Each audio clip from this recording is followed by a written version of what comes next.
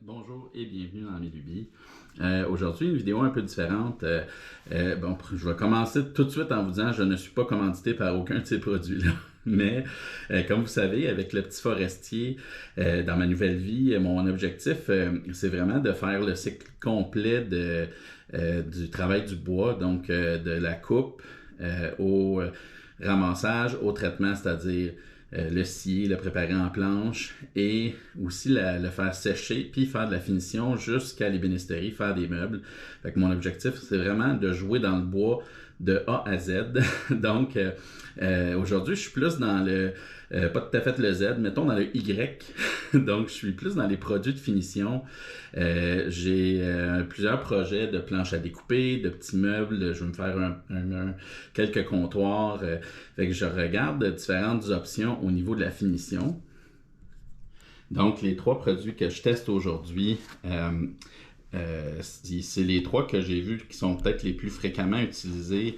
Je regarde évidemment beaucoup de YouTube, puis bon, c'est les produits que les gens semblent utiliser. Je suis allé aussi en quincaillerie, puis dans des magasins plus spécialisés, puis ça revient souvent à ceux-là.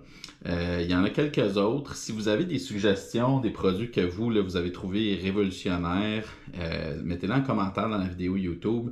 Ça va me faire un plaisir de les essayer aussi. Puis mon objectif principal, c'est de m'en tenir à des produits qui sont quand même résistants, qui offrent une bonne résistance, mais qui sont aussi food safe une fois qu'ils sont séchés. Donc, ça ne veut pas dire qu'on peut nécessairement les manger, mais que c'est correct pour le contact à la nourriture, étant donné que je vais m'en servir soit sur des blocs de boucher ou des bars ou des comptoirs de cuisine ou peu importe, des choses comme ça.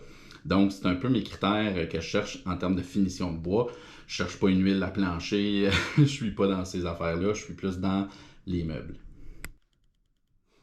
Donc, les trois produits que j'essaye aujourd'hui, je vais y aller dans l'ordre. Le premier, c'est, appelons ça un produit qui est un peu plus traditionnel, c'est-à-dire c'est une huile minérale avec un conditionneur. Je ne sais pas exactement c'est quoi le conditionneur. Selon moi, il y a probablement un peu de cire d'abeille. Euh, Puis, ben, c'est ça. Ça, c'est assez classique. Donc, j'ai hâte de voir la finition que ça va donner. C'est vraiment conçu pour les blocs de boucher. Donc, on va voir qu'est-ce que ça donne comme finition. Eux, ils disent que ça prend au moins deux couches. Il les laisser sécher puis bien les finir avant d'avoir le fini qu'on veut. Donc, ça, c'est le premier que je vais essayer. Le deuxième produit, c'est du Rubio Monocoat, donc Monocoat une couche. C'est un produit que je vois beaucoup publié sur YouTube. Il y a beaucoup des ébénistes que je regarde, que je suis, qui utilisent ce produit-là. Il y a une crème qui est un accélérateur là, qui vient faire sécher l'huile plus rapidement. C'est un produit qui apparemment offre une très grande protection, rend les matériaux, le bois hydrofuge. Donc, j'ai bien hâte de l'essayer. C'est pas mal, je vous dirais, celui-là dont je suis le plus curieux. Le troisième produit, c'est le Oddy's Oil ou l'huile d'Oddy. C'est un produit qui est aussi, appelons ça un peu, je ne veux pas dire légendaire, mais quasiment. Ça fait longtemps que ça existe. C'est une huile naturelle également, qui est food safe une fois qu'elle est séchée, qui offre quand même une bonne protection pour le bois, mais qui garde quand même un certain niveau appelons ça, de respiration pour le bois. Donc, qui est aussi un peu hydrofuge. Donc ça, c'est un aussi qui m'a été fortement recommandé. Audi, ou cette compagnie-là, a une panoplie de produits, des crèmes, des beurres, un paquet de sortes de densité pour le même produit, si on le veut plus liquide, plus en crème ou en pâte, selon l'utilisation qu'on en fait. Donc, celui-là, ça a l'air bien pratique. Donc, ce que je vais faire, j'ai un morceau de bois ici d'érable qui est une planchette que je vais faire en trois sections pour être capable de les comparer côte à côte sur le même bois. Donc, je vais les faire là, dans les prochains jours. Je vais les appliquer comme le fabricant le suggère pour avoir la finition désirée. Puis après ça, je vais mettre ma tasse de café dessus, je vais échapper du liquide, je vais frotter, je vais essayer un paquet d'affaires, voir c'est quoi qui est le plus résistant. A priori, celui-là, c'est celui qui est peut-être le plus économique, puis qui a différentes marques. Là j'ai le Saman, mais Il y en a à peu près 20 marques qui font des produits similaires à ça. Le Rubio Monocoat, c'est peut-être le plus dispendieux, mais il y a l'avantage qu'il y a vraiment plusieurs couleurs, donc c'est un peu... ça peut être aussi utilisé comme une teinture ou, dans le fond, une couche, donc huile de protection et teinture à la fois, ce qui peut être très pratique, mais encore là, je vais falloir que je fasse des petits essais là-dessus. Là, j'ai la version pure qui est la version translucide.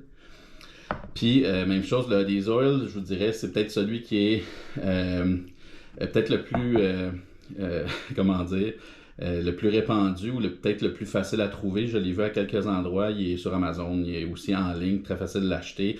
Il y a des magasins au Québec aussi qui le vendent, des bénisteries. Fait qu'avant d'acheter Amazon, je vous encourage de voir si vous n'avez pas un magasin dans votre coin qui en a. Donc, celui-là, j'ai bien hâte, parce que je pense que celui-là, ça va être pas mal appelons ça mon go-to, ou celui que je vais utiliser le plus pour, mettons, mes blocs de bouchée ou des plus petits morceaux.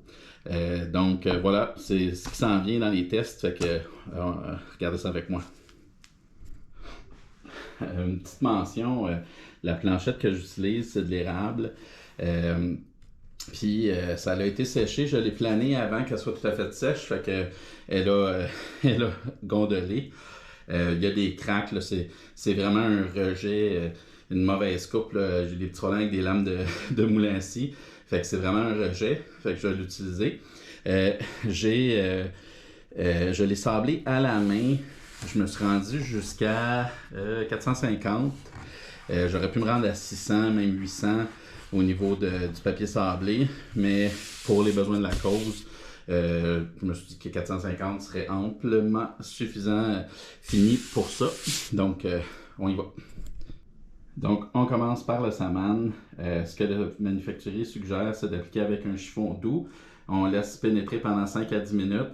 Après ça, on enlève l'excédent, puis on laisse sécher 6 à 8 heures. Puis après ça, on fait 2 couches. On y va.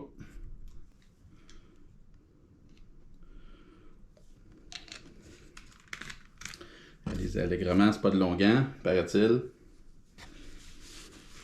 C'est le Hades Oil qui a de l'air de longuant.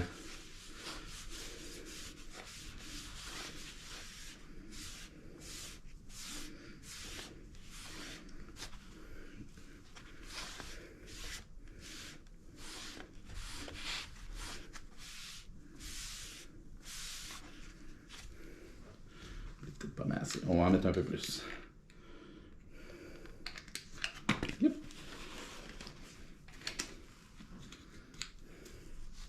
C'est plus épais que ce que je m'attendais. Puis ça a une odeur intéressante. Ça sent bon. Ça sent presque ça sent le sapin. Fait que je sais pas si c'est des huiles minérales de quoi, mais définitivement une petite odeur de... Donc, on va laisser reposer. Je vais venir essuyer tantôt, dans 5-10 minutes. Bon, ça fait 10 minutes pour le saman. Donc, on va essuyer l'excédent. Il n'y en a pas vraiment beaucoup. Ça touche déjà presque sec. Fait que, voilà. Puis, on attend 6 à 10 heures pour que ce soit sec avant de faire la deuxième couche. Bon. Pour le Rubio Monocoat, c'est un peu plus compliqué que je pensais. Je n'avais pas regardé comment ça s'installait. En gros, c'est plus comme un époxy, c'est-à-dire il y a deux compartiments dans l'emballage, partie A, partie B. Ça prend 3 pour 1, donc 3 parties pour une partie du A et du B. Donc, je vais mélanger ça. Tout le temps pratique de garder des petits pots de yogourt ou des pots de canne de nourriture à chat pour faire ce genre de mélange-là. Fait que je vais y aller. Ça n'a pas l'air d'être dramatique si on n'est pas exact, mais je vais quand même essayer de m'en tenir à vraiment 3 pour 1. Bon, pour le Rubio, ça donne une texture. Là, ça, c'est le premier. Ça, c'est le A. Il y a une couleur dessus. Je suis surpris. Je pensais que ce serait translucide, mais bon, on va faire confiance. Puis, c'est une odeur assez intense, plus chimique, donc un peu moins agréable. Ça sent pas mauvais comme tel, mais clairement, il y a des choses dedans. Donc, je vais mettre un masque à respirer. Bon, voilà. Je vais mélanger. Ça fait c'est encore très jaune. Donc, on va voir qu'est-ce que ça donne comme finition. On dirait du miel fondu. Faut pas dire que j'ai le goût de le manger, mais... Puis, ce qu'il suggère, c'est de faire ça avec une polisseuse, un peu comme on utilise là, pour faire faire un shampoing ou une crème à une voiture. Là. Donc, sur des plus grandes surfaces, j'utiliserais ça. Quoique j'en ai pas, il faudrait que je m'équipe. Mais pour l'instant, je vais le faire à la main. Donc, je vais mettre une bonne couche. Je vais mettre une bonne couche de ça avec le pinceau. Je vais laisser reposer un peu. Puis après ça, là, je vais venir boffer avec une guenille jusqu'à temps qu'il n'y en ait plus essentiellement. Ils disent que le produit est bon à l'utilisation entre 4 et 6 heures après avoir mélangé. Donc, ça me laisse vraiment penser que c'est plus style époxy.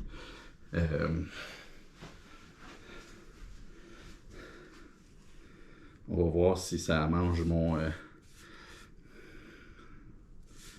pinceau en forme.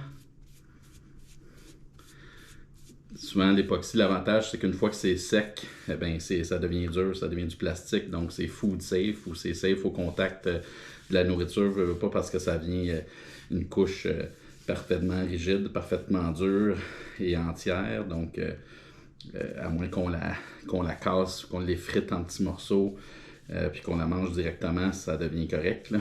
Mais, fait que j'en ai mis en masse. On va laisser tremper un peu. On va voir qu'est-ce que ça dit.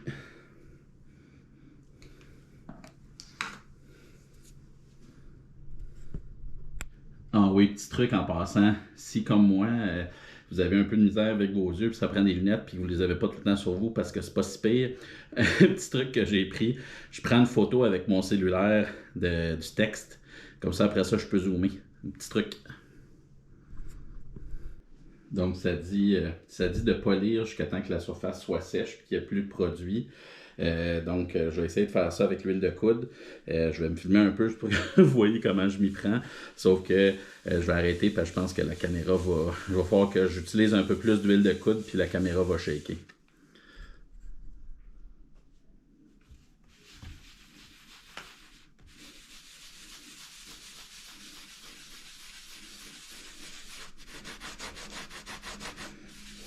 Ça me laisse vraiment plus penser à un fini époxy.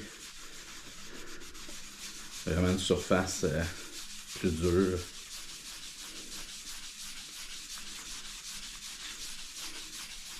Ça a déjà de l'air beau. C'est la bonne nouvelle. Celui-là, il dit 24 heures. Pour laisser 24 à 36 heures qu'il faut attendre pour laisser sécher avant que ce soit vraiment sec. Puis c'est monocote, donc seulement une couche en théorie.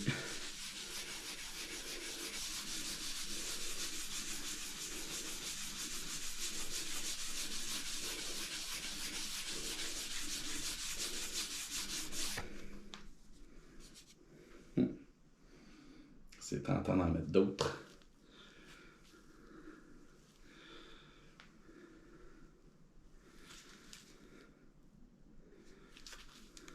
On va en mettre un peu d'autres.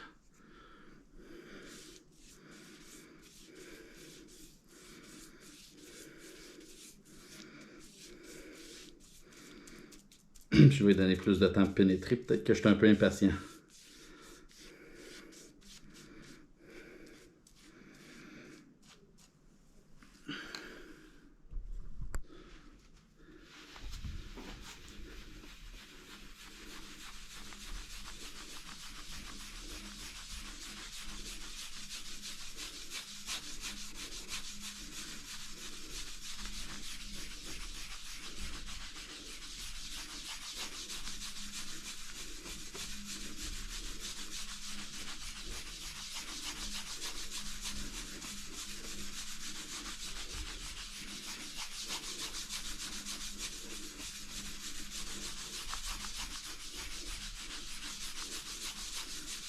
Commence à toucher pas mal sec, on va arrêter là.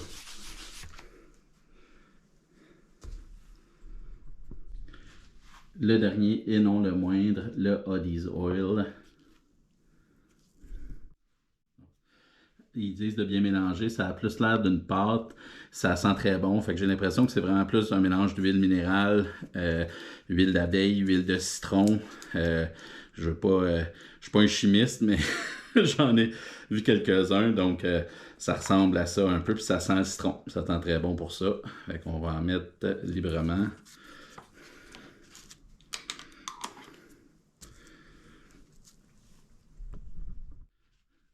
Pour l'application de ça, ils disent de se référer au site web. Je suis déjà allé voir quelques vidéos. C'est très typique là, des produits avec de l'huile minérale et de la cire d'abeille. C'est l'équivalent de la samane. Donc, on en met un peu. On s'assure que c'est bien sec, c'est-à-dire que c'est bien couvert, qu'il n'y a pas d'endroit sec, que le bois n'a pas tout absorbé. Puis après ça, on attend un peu, puis on vient polir, enlever l'excédent. Puis on fait une deuxième couche au besoin. Puis, petite mention, pour les gens, tous les produits qui ont de l'huile minérale, on ne s'attend pas à ça, mais c'est combustible. C'est possible de faire de l'autocombustion. C'est d'ailleurs arrivé à ma soeur. Allô, ma soeur. Elle a eu un dégât d'eau parce qu'elle passait au feu. C'est souvent ça qui arrive. Donc, elle avait laissé un chiffon avec de l'huile de je sais plus quoi, l'huile d'abrassin ou quelque chose dans sa poubelle qui est en dessous de son lavabo. La guenille a pris feu. Ça a fait fondre sa conduite d'eau, ce qui est comme un mal pour un bien ou un bien pour un mal. Ça l'a éteint le feu, sauf que ça a fait un dégât d'eau sur tout l'étage, tout le sous-sol. Donc, les guenilles, laissez-les à grand air pour être sûr qu'ils sèchent. Puis mettez-les pas dans un endroit que ça peut être combustible.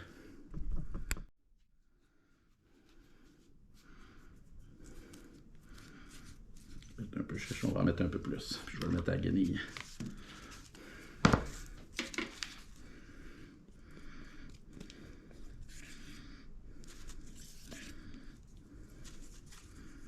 C'est vraiment comme de la cire d'abeille. Quasiment le goût de la manger. Presque.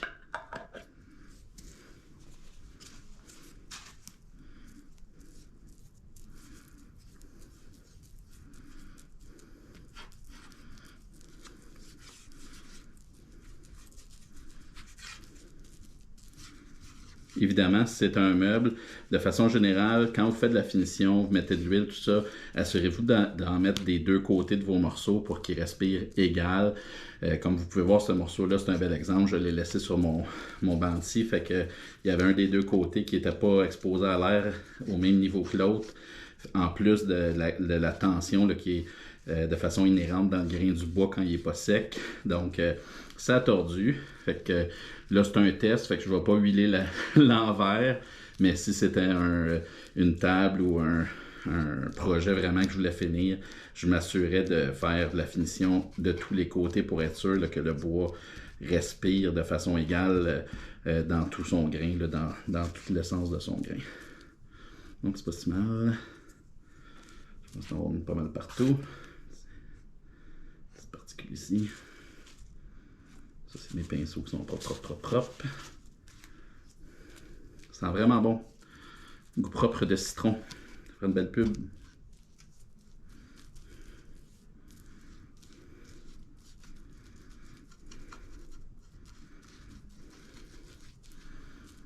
Voilà. Je suis pas mal pas pire, je pense. Je vais enlever les petites cochonneries.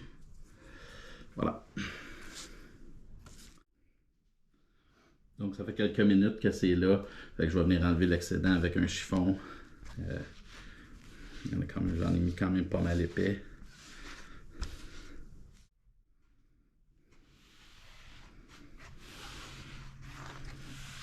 On commence à en avoir pas mal moins épais. Je vais faire une boule avec ma guenille. Puis, je vais venir le boffer un peu. L'huile de coude.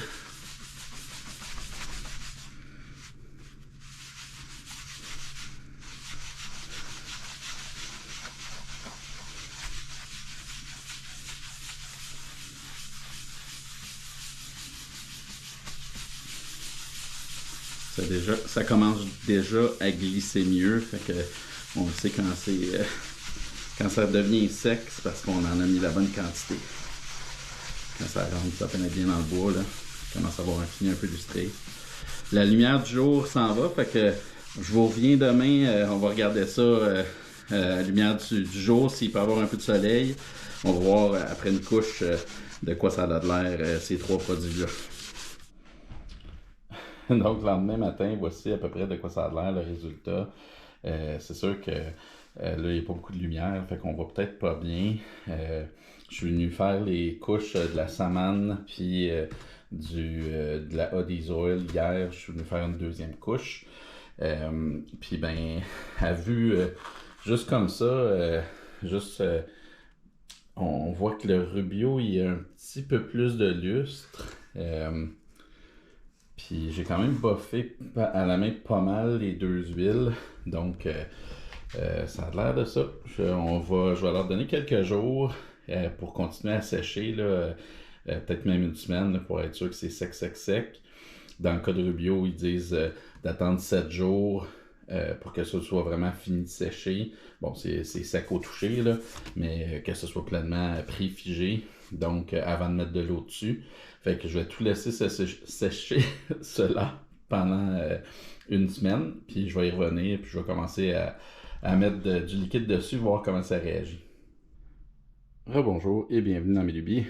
Ben, on est une semaine plus tard, puis je vais faire des petits tests, voir comment l'eau elle coule sur le bois.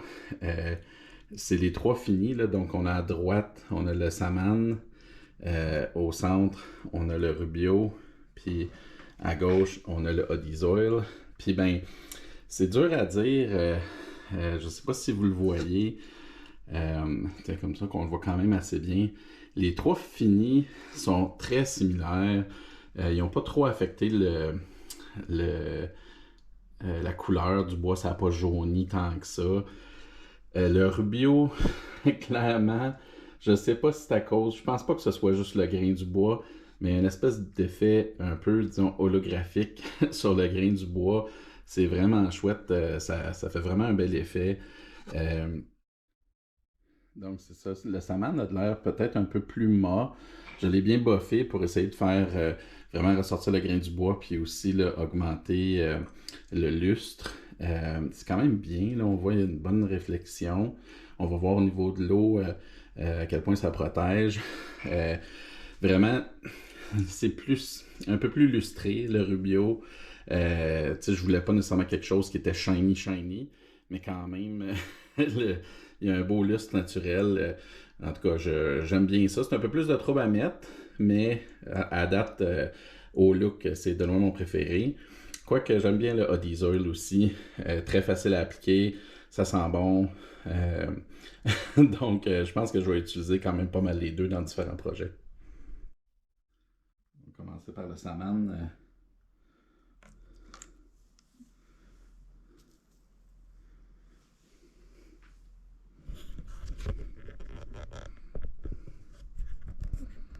Donc l'eau est restée quand même pas mal en surface.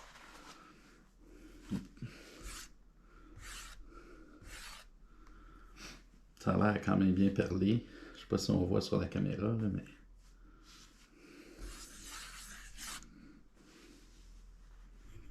On va la laisser là un peu. On va essayer le Rubio.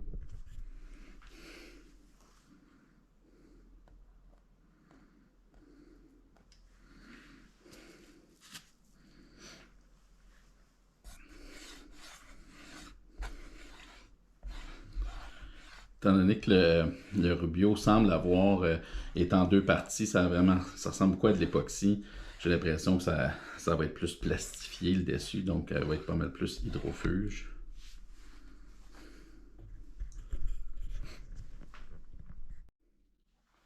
Le dernier et non le moindre, le Odie's Oil. Oups!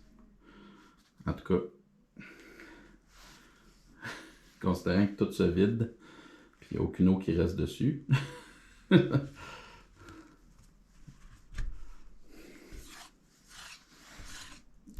Quand même une bonne protection.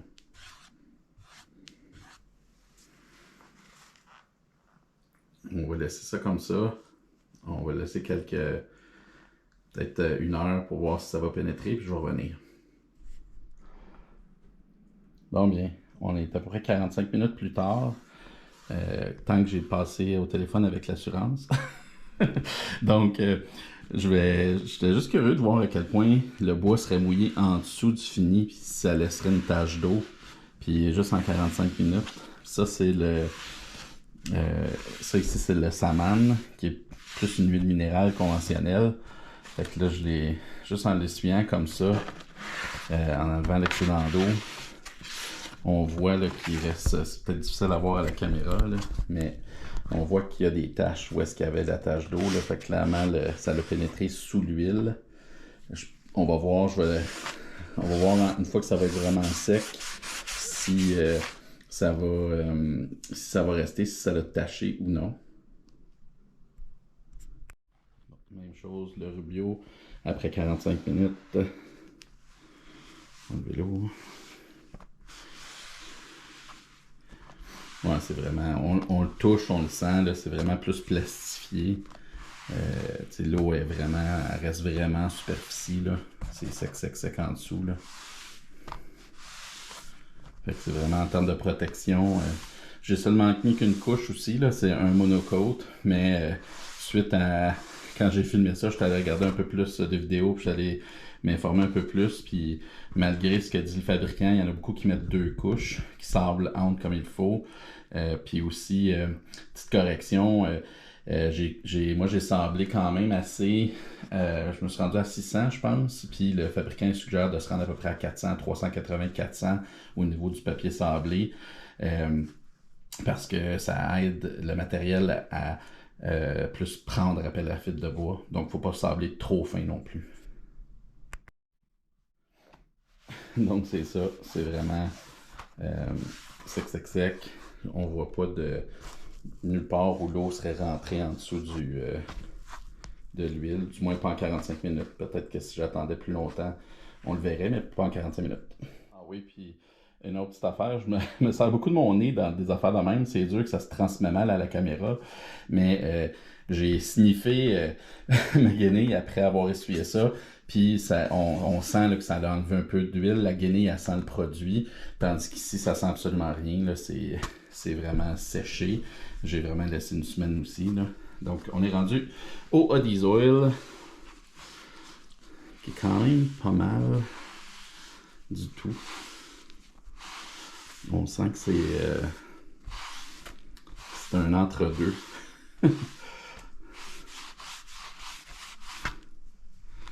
Donc, c'est peut-être dur, encore une fois, c'est peut-être dur à voir là, sur la caméra.